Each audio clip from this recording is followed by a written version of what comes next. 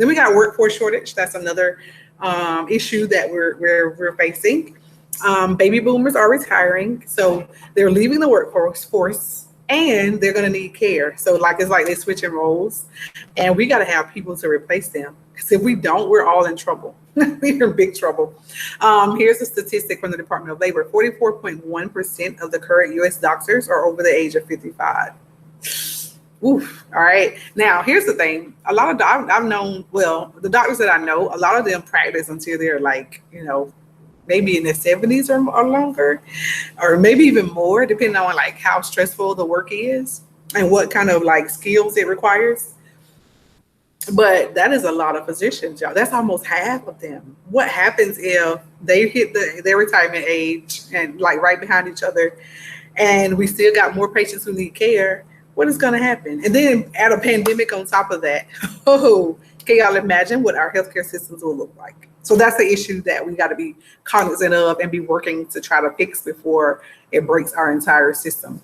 50.9% of the RN workforce is age 50 or over. Woo-hoo. And right now in our country, the age of retirement is 67, if I'm not mistaken. It was 65. It used to be 55, and it's like basically they're moving it up. So it's almost like you get to the finish line, and then oops, we done stretched it out a little bit further. You got a little further to go.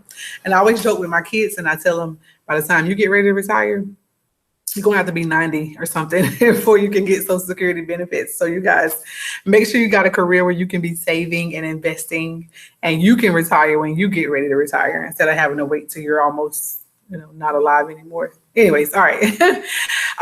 More than 1 million registered nurses will reach retirement age within the next 10 or 15 years. That should be, to me, that is scary because one, we know what nurses do. We know the role they play in healthcare. Same thing for medical doctors. We need them, right? Y'all need us.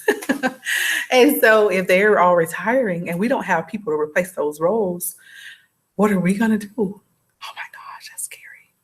And one thing with COVID, and I don't think I talked about it. I hadn't put a bullet on here, but a lot of nurses are like, oh no, it's not worth risking my life until they get a vaccination. I'm taking a break. I'm going to sit down. And so if ever, like those kind of things are really happening across the country, depending on the facility and whether they're providing the PPE or personal protective equipment that the healthcare staff needs. But those are big issues that we're faced with. So how do we fix that shortage? We got to fix it, or we got to meet the needs of our country.